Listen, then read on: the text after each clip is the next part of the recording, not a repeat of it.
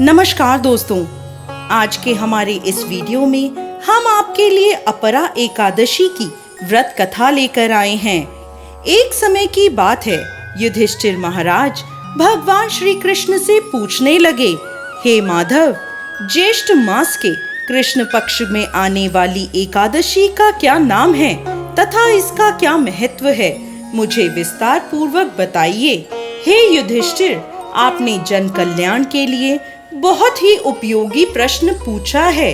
ज्येष्ठ मास के कृष्ण पक्ष में आने वाली एकादशी का नाम अपरा एकादशी है। यह एकादशी प्रेत योनि में गई हुई जीवात्मा को मुक्ति प्रदान करती है। इसलिए इस एकादशी के दिन अपने पूर्वजों का ध्यान करते हुए व्रत का पालन करना चाहिए। पुरातन समय में महीध्वज नाम का एक महान राजा राज्य करता था। वो बहुत ही धर्मात्मा था।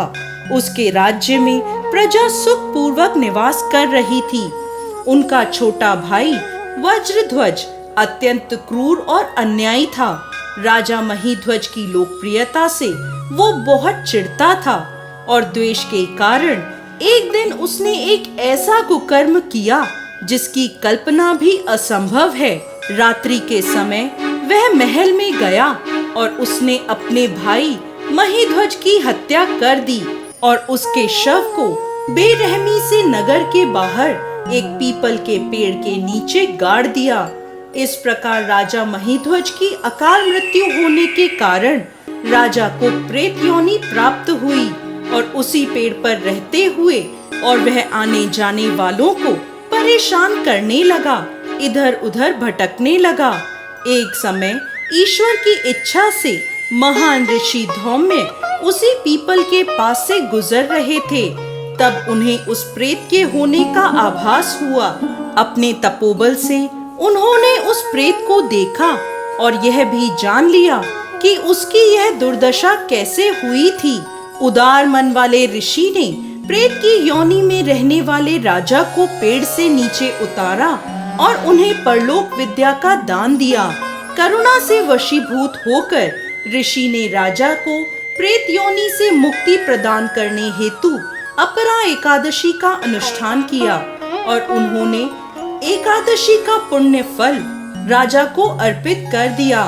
इस पुण्य फल के प्राप्त होते ही राजा महीध्वज की प्रेत योनि से मुक्ति हो गई और वह ऋषि को धन्यवाद देते हुए दिव्य विमान में विराजमान होकर वैकुंठ को चले गए।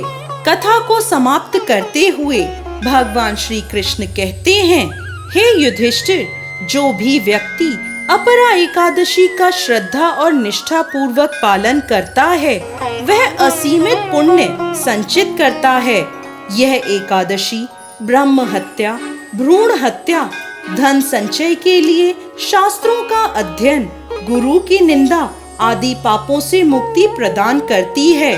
शास्त्रों में मनुष्य जीवन में करने योग्य कुछ पुण्य कर्म बताए गए हैं, जैसे कि कार्तिक मास में पुष्कर में स्नान करना, काशी में महाशिवरात्रि का पालन करना, गया में पिंड दान करना, पुष्कर में स्नान करना, माघ मास में प्रयाग में स्नान करना, स्वर्ण का दान देना, भूमि का दान देना आदि।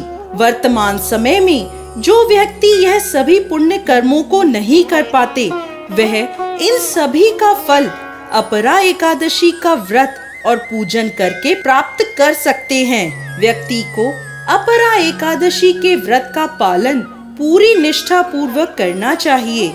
जय श्री हरि विष्णु।